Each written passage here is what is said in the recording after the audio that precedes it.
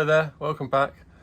Okay, so first thing I wanted to say is thanks for all the support. I've received an awful lot of emails and comments over the last couple of months really, and I always take time to reply or give further information if required. So I'm really very grateful, thank you very much. Please do consider subscribing. It doesn't really affect you, but it would help me out a ton. Now in this video we're going to be looking at fitting the side repeaters, wing mirrors, fog reverse light, and some other little jobs. So let's get started.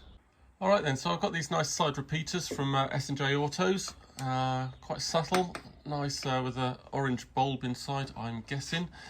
These need to be fitted on the side just above and just slightly in front of the side grills. So I'm going up about sort of 35mm or so, and it's going to be almost in line, I think, with this front edge. You only need to consider one thing really, and that is to make sure that you don't block any of the fitting that you need for the side vents. Now these side vents are going to be fitted onto a couple of bits of wood, which you're going to P38 onto the inside. So they will go in something like this. They do look really awesome once they're fitted. So you need to imagine that there's going to be a bit of wood running across the top, and you don't want that to impact your light. Obviously you can just cut the wood a bit shorter, and you might even need to trim the little bit of metal that's just on the inside there. Now how I fitted these last time, because they're not actually fitted until after paint, but I did actually screw them into their blocks of wood first, and then bring the whole lot in on two little layers of P38 and sort of hold and wedge it in the correct place, etc. And that made it a lot easier rather than trying to get in there with some screws and fit them after doing the wood. Anyway, that will be coming up on a later video. For now I'm going to go ahead and fit these here and just make sure that this metal work inside isn't going to hit anything. So I guess it would have been something like this. Doesn't look like it'd be too much in the way, but I might just take the top corner up here. I might just take a little radius off of that so it's not going to interrupt it. Alright, so I'm going to measure these up, put some masking tape down, measure them up on the same side on each side, and then do what looks like to be a fairly massive hole. Not too tight, so I want it to be able to just sort of plunge in there and be held firmly in place and not be too wobbly. Alright then. Alright, so after teasing out the hole to its required size, I've terminated the ends to a nice plug, and after that it just fits in there quite nicely. Just to make sure it's the correct way up. I do believe these lines need to be sort of up and down, and then it just fits in there quite nicely, and just pull it through a little. There we go. Same on the other side. Now we can move on to mirrors. Okay, so onto the wing mirrors. Now I've got these nice mirrors here. They're not IVA acceptable, unfortunately, I guess due to the radius here and on the edge, although that could be eliminated by putting some rubber trim around the edge, which I did on a previous kit car, not a Cobra, and that passed, but it didn't have this sharper centre section. But anyway, now we need to think about the positioning for this. Now it seems to me that our only concern is a possible wind wing fitting. So perhaps I'm not going to go up to here. I know that the wind wings will be sort of facing forward at an angle. I guess they could be blown back a bit, and I know this bottom edge is kind of fatter down here, so I didn't want anything interfering. And looking at a lot of pictures, I think I'm going to go with in line, have this front edge in line with this edge here, about there. I have sat in the car and had a willing helper hold the mirrors. You can you can just about see out of them. Of course, it's not in its proper position, and my helper was a bit wobbly.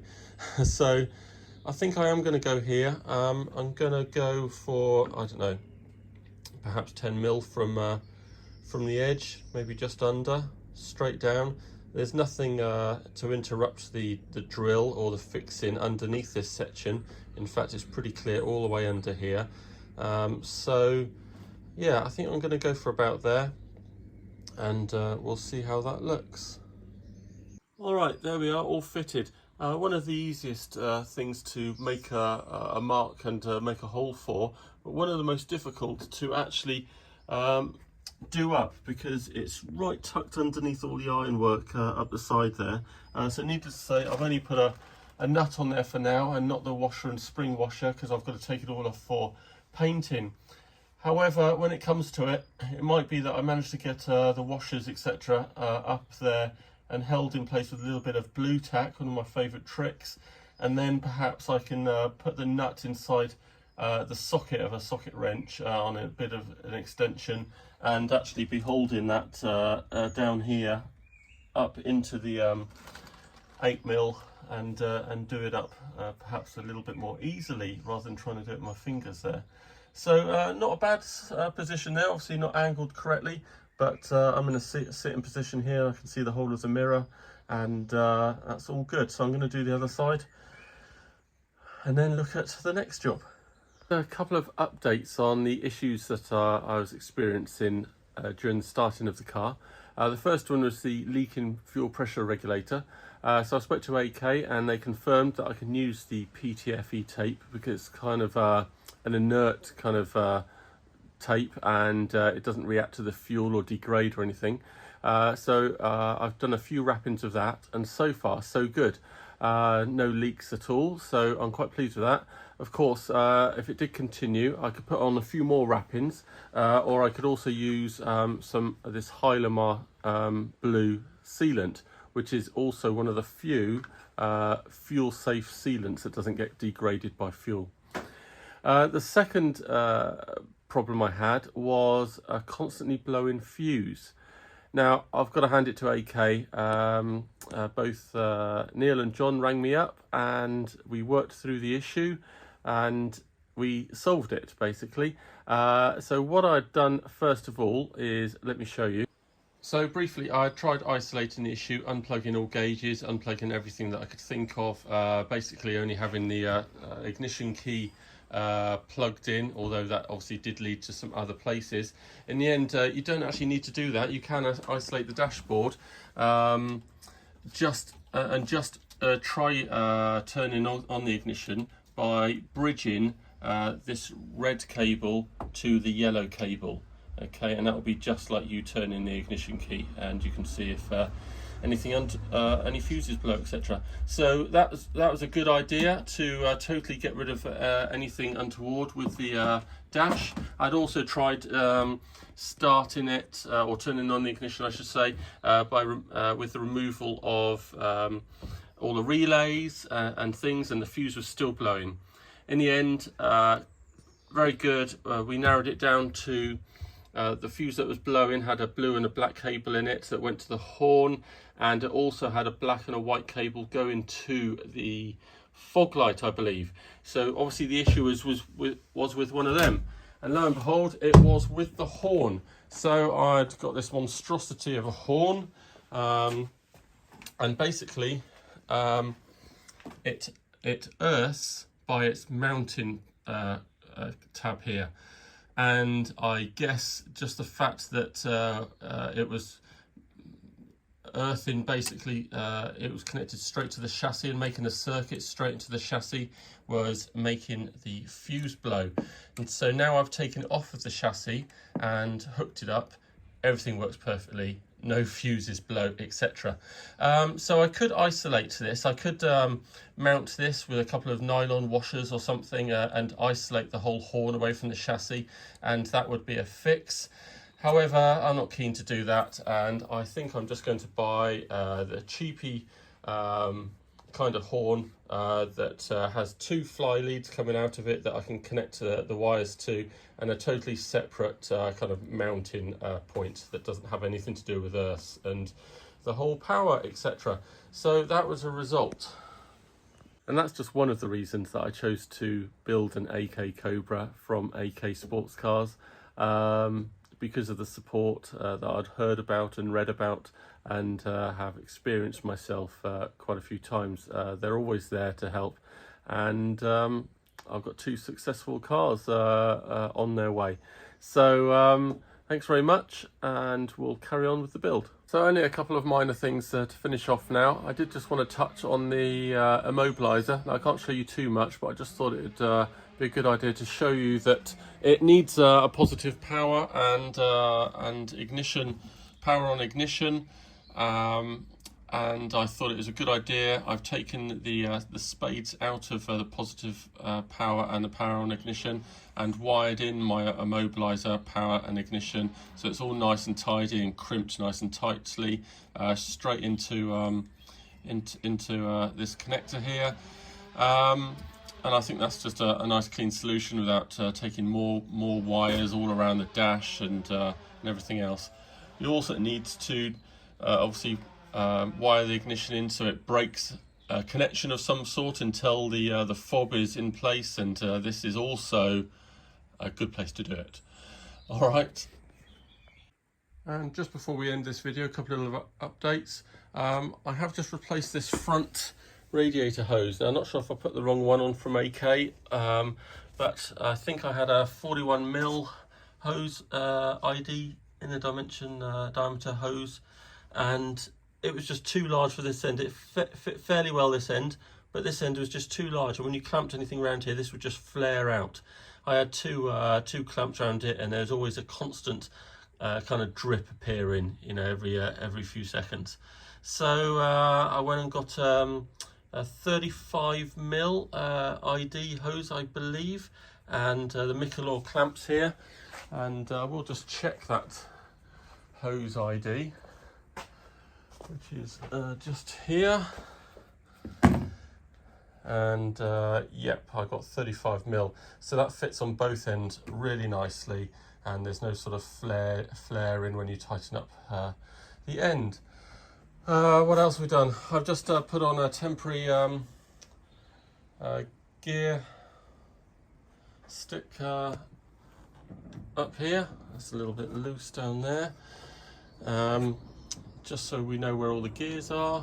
Dash fits in beautifully. Hopefully all the electronic issues are solved now after my my horn fiasco, which has now got a new horn on there. Still not sure if I've got the constantly clicking relay, but maybe it is all to do with one another. So we'll try that. I've also done a bit of working out. You need to program the speedometer so it displays the correct speed. Now, I'm not sure if I've done this correctly. Basically, I've got a 3.58 open diff. You need to know how many inches are in a mile, and then you need to know the circumference of your tyre. So basically, we do the mile divided by the circumference of the tyre, which is something like 84.25. Not sure. Anyway, whatever that equals is 7.204. Times that by the diff, which is 269,230. And then I think the gearbox does 12 revolutions, or there's something to do with that. This isn't making a lot of sense. But anyway, you times those two figures together and you come out with a 5-digit code. So you input that code, and hopefully that will give you the correct speed reading. So I'm going to play about with that, and if I'm incorrect, I'll go back through it more carefully and put it on a future video. Instructions are also on my website, a little bit clearer. What else have I done? I've put on, now excuse the slight wonkiness, I wanted to go for a clean look because we're going to go for a retro look here, as you can guess, with no roll hoops, etc. So I've checked the IVA manual, and as long as your fog and reverse light are above 250mm, it should be okay. So I've put on this LED light, which is correctly F marked and E marked on the correct sides, and it's all nicely radiused. And although it doesn't look too attractive at the moment in this current state, I think it'll look okay once the car is painted, and it might just look quite subtle and out the way. So yeah, that's what I've gone for, and yeah, wish me luck for the IVA, but I'm not really sure why they would fail it. Also, you can see the light from all the required angles, so you know, I'm going to go for it. If I only fail on that, then it's an easy fix, right? Although you do have to pay another £90 or so for a retest. Anyway, we're about to lower this car down and start it, and I'm just going to go for a cheeky 20-yard drive and just see how everything performs. Join me for that. So we're going to do our first test. First thing I'm going to do is just check that the immobiliser works. So I'll put I need to just hold this because I can't do it up very tight. And let's see if it starts. So no start there. So now we bring the immobiliser next to the fob. There we go.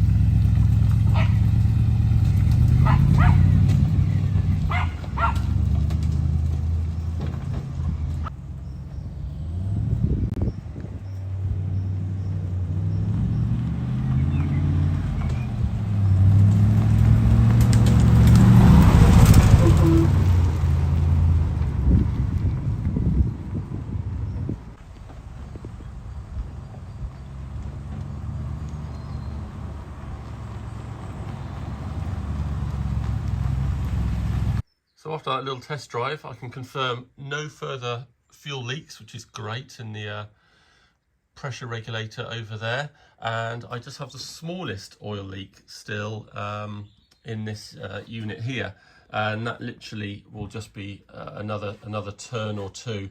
So I just need to take off this this unit, and then just get a spanner in and turn the whole lot around, and try it again, basically. And it literally will be just 1 or 2 turns to stop that leak.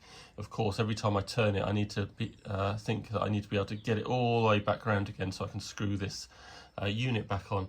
But it's really minor, and it's not coming out straight away, obviously, just when the oil's really hot and got a bit thinner. But it's not puddling like before. So really pleased with that. And that is it for now. Okay, so I'm really pleased with how this is going. We've had the most minor of issues throughout this build, really.